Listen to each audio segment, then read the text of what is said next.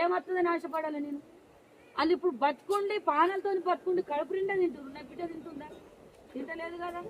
నేను ఒకటే మాట అన్నా, వాళ్ళు నలుగురు నా బిడ్డ మీద లగ్గమైన కంచెలు పగబట్టి చంపుతాం, నీ బిడ్డను చంపుతాం, నీ బిడ్డను చంపుతాం అంటే, అరే అరిగా పిల్లని చంపుతాంటూ దయచేసి వెళ్ళిపోరా ఇంట్లోకి. నువ్వు పెద్ద అందగానివి కాదు, నువ్వే పెద్ద కోటి శ్రీమంతునివి కాదు.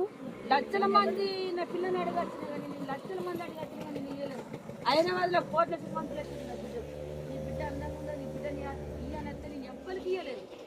వీడు మందు తాగుతాను, మందు తాగి నా ఇంటికి వచ్చి కాలు కడుపు మొక్కి నీ ఇంట్లో ఉంటాంటేనే కదా నేను ఇచ్చింది. నేను బలిమాలి చేసి వాళ్ళ అమ్మని తిట్టి వాళ్ళ బాబు అన్నదమ్ములను తిట్టి ఈయన తిట్టి అయితే బేరిచోతే నేను లగ్గం చేయలేను కదా. నీ కర్మం మీద వచ్చి నువ్వు చేసుకున్నావు కదా, అదే నీ కర్మం మీద నువ్వు వెళ్ళిపోతే అయిపోవు కదా. నువ్వు పోలీస్ స్టేషన్లో పెట్టకూరా, జైలుకు పంపించకూడదు. ఇప్పుడు రూల్స్ ఎట్లా నడాలంటే బందవత్తు నడాల, రూల్స్ గజ్జు మనాలి. ఇప్పుడు ఎట్లా ఈ రూల్స్ 3 నెలలు అయినా సరే, కేసు అయిపోయి ఇన్ని రోజులైంది, 3 నెలలు ఎవరు 3 నెలలు అవుతుంది దాదాపు, అంటే 90 రోజులు దగ్గర దగ్గర 100 రోజులు అవుతుంది. సో అంటే ఇప్పుడు ప్రభుత్వంలో ఉన్న వాళ్ళందరూ కూడా అప్పుడు మీ దగ్గరికి చాలా మంది వచ్చారు. ప్రభుత్వంలో ఉన్న వాళ్ళు ఎమ్మెల్యేలు, ఎంపీలు కానీ లేదంటే ఎమ్మెల్సీలు కానీ చాలా మంది వచ్చారు. కేసు అయిపోయిన తర్వాత అమ్మ ఇంతవరకు వచ్చిందని ఒక్కళ్ళని వచ్చారమ్మా? ఒక్క పురుగురాలు. ఈ అమ్మాయిని నన్ను నా కుటుంబాన్ని పట్టించుకున్నటోళ్ళే లేరు. నీదేమంటే మీది మాటలకు మందులు ఇచ్చినామా, వచ్చినామా, మీడియంలో కనిపించినామా, గొప్ప పేరు తెచ్చుకున్నామా. మరి నేను పెద్ద పెద్ద పదవి మీద ఉన్నా, మరి ఆ వయసమ్మ దగ్గరికి పోయినా అసలు పిల్లలు నాకున్నారు, నా తల్లి ఉన్నది, నా పెళ్ళం ఉన్నది, నాకు బిడ్డలు కుడుతుర్రు. ఒగింటి కథ కాదు నా ఇంటి కథ అనుకోలే కదా రాష్ట్రం. మరి ఇట్లా అనుకోకపోతే మరి ఇట్లా ఆడపిల్లలు చచ్చిపోవట్రి.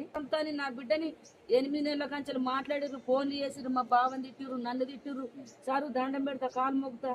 వాళ్ళని పోలీస్ స్టేషన్లకు పోకుర్రి, వాళ్ళకు కేసులు రాయకుర్రి, వాళ్ళని నడి రోడ్డు మీద ఎన్కౌంటర్ చేయుర్రి.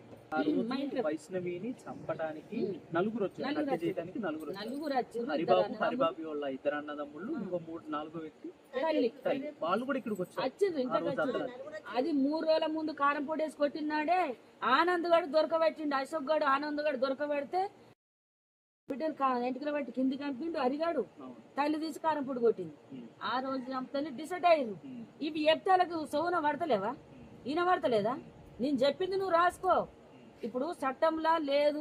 ఎందుకు అంటే మీరు చెప్పింది ఎందుకు రాయాలంటే విక్టిమ్ మీరున్నారు, చంపేటప్పుడు చనిపోయిన తర్వాత సౌండ్ వచ్చిందని మీరు వెళ్ళి చూసి తర్వాత వాడు పరిగెత్తంగానే హరిబాబు మీరు దగ్గర ఉండి వాడిని పట్టుకోవడానికి అందరిని పిలిచారు. సో మీరు విక్టిమ్, అక్కడ మీరు చూసారు, కళ్ళతో చూసారు. నేను కళ్ళతో చూసిన ఆడు అదే చూసుకుంటుండన్న. నా బిడ్డను చంపిన వాళ్ళని కొండపోయి జైల్లో మేపుతుంటే, తినబెడుతుంటే, తాగబెడుతుంటే వాళ్ళు దజ్జగా బతుకు. మొన్న ఇప్పుడు